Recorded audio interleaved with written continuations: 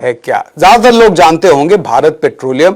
हो सकता है आपके घर में भारत गैस का कनेक्शन हो या आप भारत पेट्रोलियम के किसी पेट्रोल पंप से अपने बाइक या गाड़ी में पेट्रोल भरवाते हैं।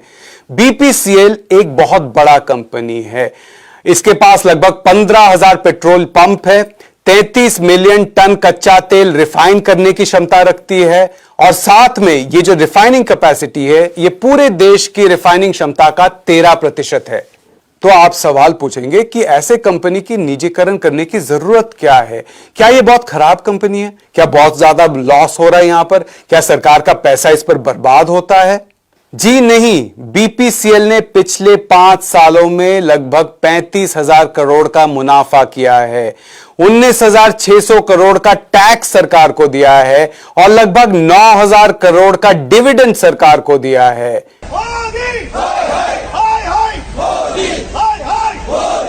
मजे की बात तो यह है कि यही मोदी सरकार ने 2017 में अच्छे परफॉर्मेंस के लिए बीपीसीएल को महारत्न का खिताब दिया था। अब आप सोच लीजिए, अगर ऐसे कंपनी को सरकार बेच रही है तो यह क्या हुआ? अपना बेशकीमती हीरा बेचने जैसा है। तो भारत पेट्रोलियम को बेचने की क्या जरूरत है सरकार को? यह जानने से पहले एक नजर डालते हैं कि सरकार को कितना पैसा मिल सकता है यह बेचकर।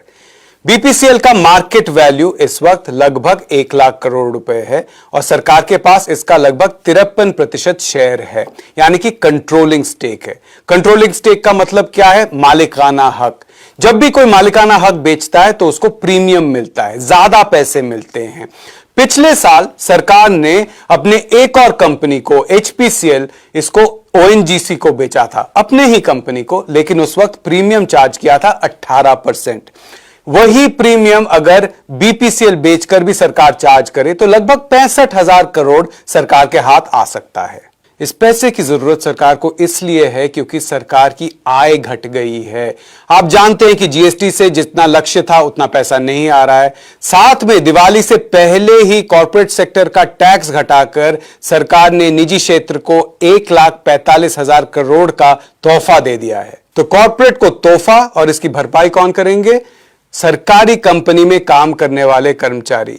बीपीसीएल के जो कर्मचारी 7-8 साल से लगातार अच्छा परफॉर्म कर रहे हैं उनको निजी क्षेत्र के हवाले किया जाएगा। और इसका क्या मतलब है? इनकी छटाई होगी, क्योंकि बीपीसीएल तो अच्छा खासा प्रॉफिट कर ही रहा था। अब और भी अगर मुनाफा बढ़ाना होगा तो एक ही उपाय है, लोगों की छटाई और बाकी कर्मचारियों को ज्यादा काम करवाना।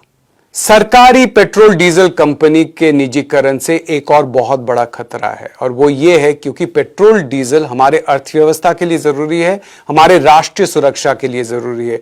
उस पर सरकार का कंट्रोल रखना, पब्लिक का कंट्रोल रखना बहुत जरूरी है। ये अगर किसी निजी कंपनी के पास चला जाए तो उससे राष्ट्रीय सुरक्षा को हानि पहुंच सकती है और इससे भी ज्यादा हानि पहुंच सकती है अगर ये किसी विदेशी कंपनी के कब्जे में आ जाए। अजीब बात यह है कि जितने भी दरबारी अर्थशास्त्री है वो कहते हैं कि बीपीसीएल को अगर बेचना है तो किसी फॉरेन कंपनी को बेचिए।